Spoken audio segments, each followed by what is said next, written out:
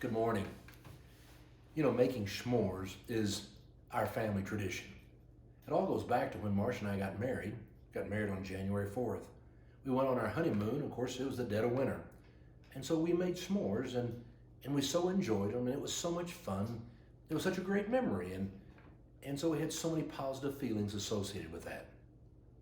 Growing up with our children, I watched them, and one of my favorite pictures of them is when they are just toddlers and they're dressed in their pajamas and they have their coat hangers, and we've made them as for stickers for their marshmallows, and they're roasting marshmallows in the fireplace inside the house.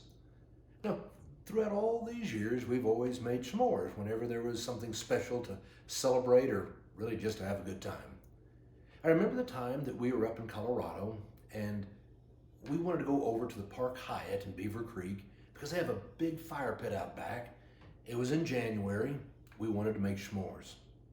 Now, we brought our ingredients.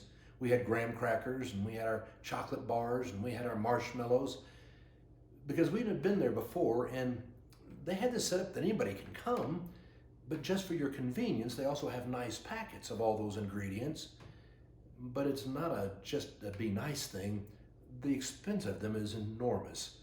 And I knew how many I might be wanting to eat that night, so we brought our own. We'd flown up Kelly and Andy and the grandkids from Philadelphia, Paul and Krista from Oklahoma. We were all there together as a family. And of course, we wanted to make s'mores. We knew we'd have a good time. We got to the fire pit and the fire had kind of died down. We threw on some extra logs, stoked up the fire, and soon the fire was roaring. They have lovely fire marshmallow roasters that you can use there, these stickers. And so we began making our s'mores. We were having a good time, and you know, sometimes I'd get mine and they'd catch on fire. I didn't mind. I like eating fire burning marshmallows. But as we're doing all of this gentleman comes walking up and he has some of these pre-bought packages. And he says, "What are y'all doing?" "We're making s'mores." "Come on in, join us," we said. Well, that's good, because he said, I wanted to learn how to do this right. Well, you get a piece of graham cracker and you put some chocolate on it, and then you roast your marshmallow and you put the marshmallow on. If you really like chocolate, put another layer of chocolate and then another graham cracker. You got a s'more. It's all there is to it. "Oh, thank you so much." I saw him unwrap his graham crackers and smooth out the wrapper very nice and neat there on top of a rock. And then he got his graham crackers, he broke them into the perfect pieces. He unwrapped his candy bars and stuck them on just right in the center.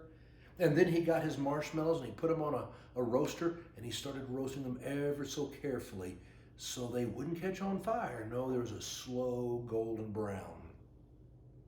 I was watching him do this and I said, "Have any children?" Yes, they're all up in the room."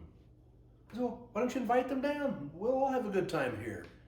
"Oh, no," he said, I don't want them to get out in the cold, and I don't want them to get too near the fire, and they wouldn't do this right anyway." Oh, okay. I could tell he was intent on making the perfect s'more. Well, while he was working on one, I'd already downed 3. And then it started to snow. It was one of those perfect kind of nights. I mean, it's cold outside, you got a roaring fire, the snow is coming down, and I decided time to have a snowball fight. I started running around making snowballs, and we started throwing them at one another. We were having such a good time. I saw this man finally get through with one marshmallow for each of his s'more. He put them together, stacked them all up nicely, and he headed up to the room. And I thought to myself, that seems a little sad. I mean, here we can have such an incredible time, but he wanted to make sure that everything was extremely safe and everything was just perfect. You know, I don't think God asks us to be perfect. In fact, I think God knows we're going to make mistakes over and over. It's why he sent his son, Jesus Christ, so that you and I would know the forgiveness of God. Now, he didn't ask us to be perfect. What he really hopes for us is that we will be faithful. That is, we will trust in God's constant love of us, his children, that we will be in relationship and communion with him. He ain't expecting that we'll be perfect. He knows us better than that. I couldn't help but think that night, Don't be afraid of the cold. Don't be afraid of the fire. Don't try to make everything perfect. Enjoy the snow. Have a snowball fight. Enjoy burnt marshmallow. In the end, it's how you and I are going to make memories and enjoy life. Have a great day.